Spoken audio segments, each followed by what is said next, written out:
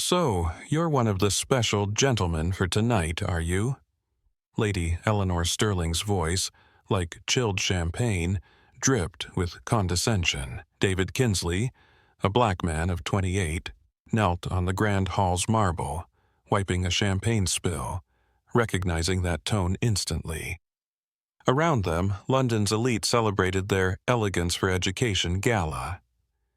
Eleanor, CEO of Sterling Holdings and heiress to a vast fortune, leaned in, her diamond choker gleaming against David's simple cleaning uniform. Her arrogance, bred into her family for generations, was palpable. "I'm sorry, madam, but I'm a member of the cleaning staff," David replied, his voice steady despite his heart thumping. He knew that look, the dismissive gaze that saw him as an invisible fixture. "Oh, of course you are," Eleanor chuckled, lowering her voice.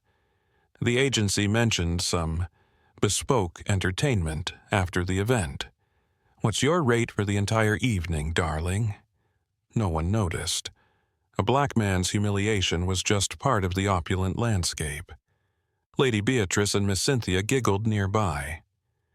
David Kinsley, a first-class Imperial College London graduate in digital forensics and cybersecurity, had worked multiple jobs, including cleaning, to pay his way.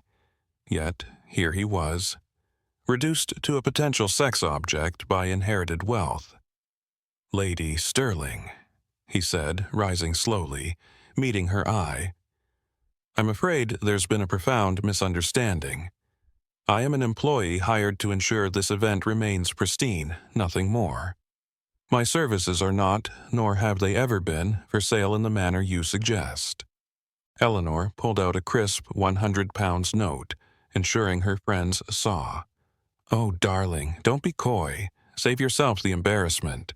$300 an hour at the Langham would be a very fair price." Laughter erupted from nearby executives. "Typical Eleanor," one commented. "At least she's generous." The laughter stung David's pride. But David stood perfectly still, his eyes fixed on Eleanor with an unsettling intensity. There was a sharp intelligence in his gaze, a dignity that defied his perceived role. "Thank you for the offer, Lady Sterling," he said, with disturbing calm, his voice refined. "But I have principles that money cannot buy. And frankly, your offer is rather insulting to my actual hourly rate, which is considerably higher for my true profession." Eleanor frowned, confused.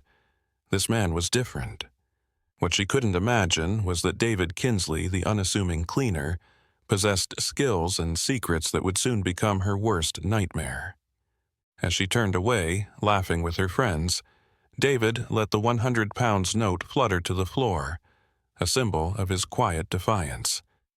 His eyes showed no defeat. They shone with a burning determination. In that gilded hall, where he was seen as invisible, David maintained his composure, guarding a secret too powerful to be revealed prematurely.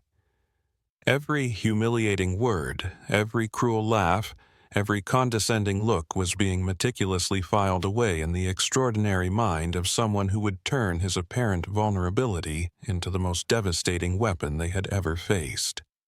In the days following the event, Eleanor's distorted tale of David's humiliation spread like wildfire through London's exclusive social circles. "You should have seen his face when I offered him the £100, she'd boast in private luncheons. David, meanwhile, retreated to his modest Croydon flat, carrying not just public humiliation, but a resolve hardened by past injustices. He remembered his uncle, a talented black architect, whose career was ruined by a wealthy developer tied to Sterling Holdings. David had vowed then that no one would reduce him or his loved ones to an object again. Eleanor didn't know that David Kinsley operated Kinsley Digital Forensics, a highly specialized consulting firm for complex digital fraud and corporate espionage. His unassuming appearance was the perfect cover. Powerful executives often spoke freely, assuming he posed no threat.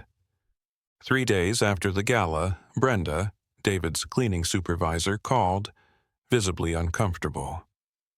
"David, Sterling Holdings' office specifically asked you be removed from high-profile events. Lady Eleanor suggested you reconsider your professional priorities if you wanted to continue working elite events." The implication of coerced degradation through economic blackmail was clear. Something fundamental shifted inside David. He walked to his home office, where external hard drives held files of exposed corruption. This case would be intensely personal. He began a deep, methodical dive into Lady Eleanor Sterling and Sterling Holdings. Shell companies, suspicious partnerships, and a pervasive pattern of behavior suggesting sinister secrets. A cold, satisfied smile spread across his face. He was no longer a victim. He was a highly trained predator who had found his perfect prey. While Eleanor slept peacefully in her Kensington mansion, convinced she had solved the problem of the insolent cleaner, David worked tirelessly, meticulously building the digital case that would destroy her reputation and the very foundation of her privileged life. Every act of contempt was, unbeknownst to her, writing her own sentence of defeat.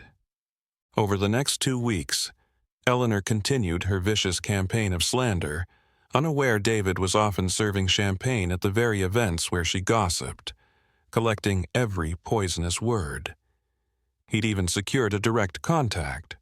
Attorney Samuel Rhodes, a formidable black lawyer, 50, with a quiet reputation for taking on impossible corporate discrimination cases. Samuel, who had once unsuccessfully represented David's uncle against Eleanor's associates, agreed to meet. At a discreet cafe in Brixton, David recounted Eleanor's actions and revealed his true identity. "I've documented everything," David stated, showing a folder of evidence: social media printouts, recordings, witness testimonials. "But you said there's more?" Samuel pressed. David pulled out a small, encrypted USB drive. "During my deep dive into Sterling Holdings' digital archives, I uncovered suspicious government contracts, a bribery scheme, and a pattern of systematic digital profiling and targeted restructurings against minority employees dating back over 10 years. I even found an old, almost untraceable encrypted chat log where Eleanor herself discusses managing out employees who refused favors or asked too many questions about financial discrepancies. My uncle was one of them." Samuel was stunned. "How did you get access to all this?" "When you're consistently underestimated," David said with a cryptic smile, "people tend to leave critical digital vulnerabilities exposed. Powerful executives rarely imagine the simple cleaner has a background in advanced digital forensics and can crack their old firewalls. That encrypted chat log was the last piece, buried on a decommissioned server. It shows a clear conspiracy." "She has no idea what's coming," Samuel said, pocketing the USB. "David, what you've built here isn't just a case of individual discrimination. It's a digital bomb that could bring down her entire corrupt structure." David nodded, his eyes shining with purpose. "Samuel, I grew up watching my community humiliated by people like Eleanor Sterling. I swore that when I had the power, I wouldn't let any opportunity for true justice slip, not just for me, but for all the others she's harmed." "So you're prepared for war? A very public war?" Samuel asked. "I was born prepared," David replied, shaking his hand firmly. "With your expertise, we'll rewrite the rules for these privileged bullies." Eleanor, in her constant arrogance and profound underestimation of David, had created the perfect conditions for her own destruction. Every social media post, every cruel comment, every attempt at sabotage was meticulously documented by someone with the skills and patience to strike at the perfect moment. The first undeniable crack in Lady Eleanor Sterling's confidence appeared on a Tuesday. Her assistant, Chloe, reported reporters asking about Sterling Holdings' discriminatory practices, and a federal lawsuit. Eleanor's personal attorney, Percival Finch, called, voice frantic. "Eleanor, the Serious Fraud Office has opened an investigation. They have documents, recordings, digital evidence going back 10 years. Allegations of systemic discrimination and historical retaliation." "What the hell are you talking about, Percival? Against whom?" Eleanor demanded. "A man named David Kinsley," Percival shrieked. "He's a highly skilled digital forensics consultant. You've messed with the wrong person, Eleanor. He knows everything." Eleanor felt the floor disappear. "That's impossible. I saw him cleaning floors." "Eleanor, he's documented everything. Every conversation, every social media post, every attempt to sabotage him. He's found deep financial irregularities, a bribery ring, and that encrypted chat log where you outlined restructuring minority employees. It's undeniable." At that moment, Eleanor received a Twitter notification. With trembling hands, she clicked. Hashtag Sterling Secrets was trending globally. Screenshots of her arrogant posts, recordings of her sabotage, and a devastating video David secretly filmed at the Gala, her offering money for sexual services, her degrading comments. It had millions of views, shared by celebrities, politicians, and civil rights activists. Eleanor frantically called Samuel Rhodes. "Mr. Rhodes, I can explain. It was a misunderstanding, a joke." "Lady Sterling," Samuel's voice was ice cold. "My client has no interest in negotiating. We're filing a £40 million lawsuit for emotional distress, defamation, and retaliation. And that's just the beginning. The SFO's investigation is underway. Your encrypted chat logs confirm your systematic discrimination. My uncle was in those logs, Eleanor. I just needed the proof." While Eleanor tried to process her downfall, David was on BBC News, giving a composed interview to Emily Maitlis. "Miss Maitlis," he stated, "I grew up watching my community humiliated by individuals like Lady Eleanor Sterling. I believe no one is above justice." Asked what he'd say to Eleanor, he looked directly into the camera.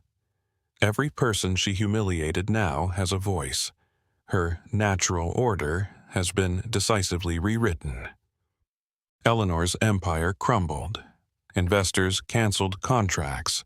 Partners cut ties. Friends vanished. Lady Beatrice and Miss Cynthia publicly distanced themselves, their hypocrisy blatant. The final blow, David published an internal Sterling Holdings memo, digitally signed by Eleanor, instructing HR to find creative and legally sound reasons to terminate minority employees. The evidence was a true smoking gun. As revelations piled up, one question echoed across every news channel. How had such a powerful woman so utterly underestimated a man who was now rewriting not only his own story, but exposing an entire network of corruption? 6 months after the devastating exposé, David Kinsley's life was transformed. His firm, Kinsley Digital Forensics and Ethical Compliance, was London's most respected. 5 new multinational companies this week, Mr. Kinsley, announced his assistant Chloe. All cited the Sterling case. David smiled. Humiliation had become his best advertisement. The lawsuit won £40 million, but more importantly, Kinsley's Act was passed, protecting employees from retaliation for exposing discrimination. David had become the national face of that crucial fight.